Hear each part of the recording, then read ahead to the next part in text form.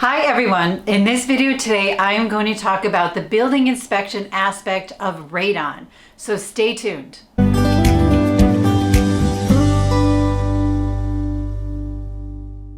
Hi everyone, Jennifer Lockwood, your local realtor here in Fairfield, Connecticut. If this is the first time to my channel, make sure you hit the subscribe button and the bell to be notified of any upcoming videos. I'm on today to talk about that aspect of building inspections called radon.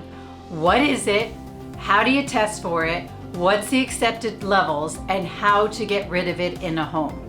What is radon and why do you need to be concerned about it as a home buyer or a home seller? If you're purchasing a home, you would test the home for radon.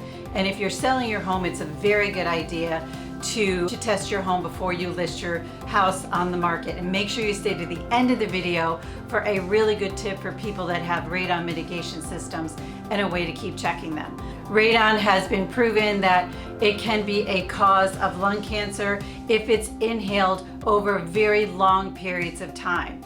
And it is found in many basements. One house could have radon and the house right next to it might not have radon. So it is different. Just because one house has it doesn't mean the whole neighborhood has it. Each house is built on its own soil.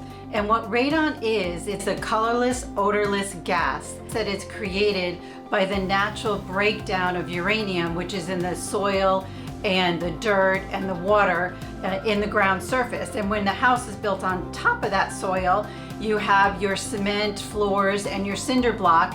And many times you could have a crack in the cement or little air pockets, and it doesn't take much for the radon to seep into the home. So every home should be tested for what level of radon that they have.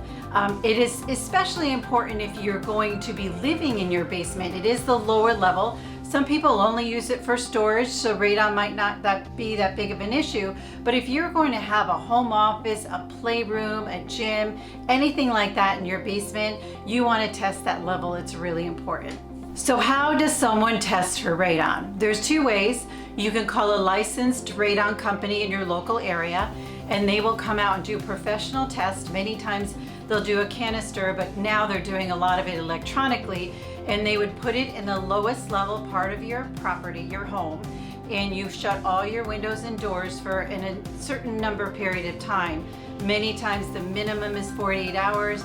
It could go beyond that. What happens is the test kit will record certain levels over this period of time and then average them out and give you a number as to the level of radon in that basement area.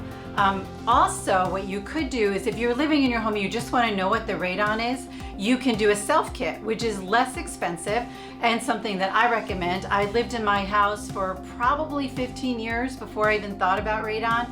I don't think we even tested for radon when I bought my house, so I just went to my local hardware store, or you could go to Home Depot and pick up a test kit.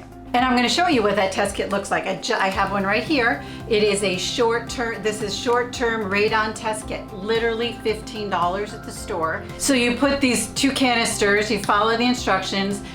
This particular kit is 48 hours in the basement. You make sure all your windows and doors are closed, and then you put it in the self-addressed envelope and you send it to a lab, and they will email you the results within 5 days. So you'll know what your radon level is. The guidelines by the EPA has levels of radon of 4.0 picocuries per liter.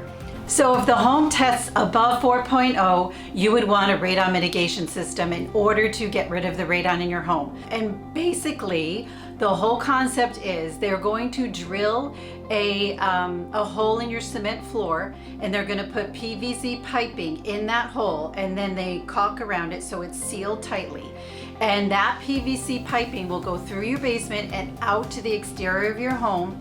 And I'm going to show you what mine looks like because I just got mine 6 years ago. And then they put a fan on the outside of your home, and the pipe leads all the way up the side of your house, and it goes above your roof line, and that will expel the gas. And the concept is that fan, you turn that fan on, and it acts like a vacuum basically, and it sucks all of the gas out of the basement floor underneath your basement, underneath the cement, vacuums out all of that gas through the piping and into the air. So you should call a licensed radon company to put in this mitigation system for you. It could cost from $1,000 to $1,500 for the whole system. And then after it's installed, after a few weeks, I think it's 3 to 4 weeks, they will come back and do another test to make sure that the level is below 4.0. And many times they get it almost to 0.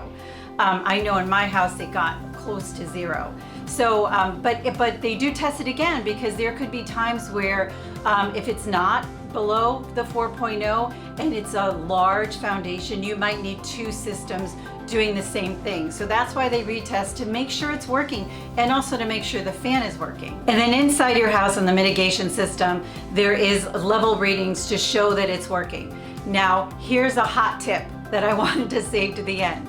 I've already told you I put a mitigation system in my house 6 years ago. So don't assume once you put it in that it's working fine. So I started thinking about doing this video, because many times I get clients, and when we go to check off that we're going to test radon, they're like, what is radon? You know, many people don't even know what it is. I had no idea what it was when I bought my home. So what I did was I went and kind of checked my radon to kind of use some of it for this video, and realized this is what it looks like when your radon system is not working. When both levels are at 0, it says call this number. Obviously, I haven't checked it lately, so my mitigation system has not been working. So what I did was I went outside and realized that the fan was tripped. So once I untripped the electrical outlet and plugged it in, the fan went right on, because that fan should be working 24/7. So make sure when you have a mitigation system that it's working and continues to work.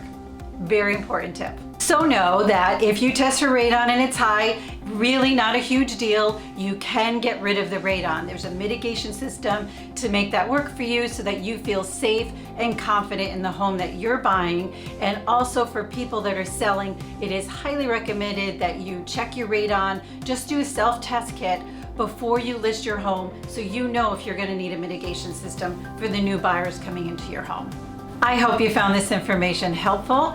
Thanks for watching. Feel free to reach out to me anytime. I love what I do, and I would love to help you in your home buying search or in the sale of your home. Again, Jennifer Lockwood, whatever you do today, I hope it's a good one, and I'll see you on the next one.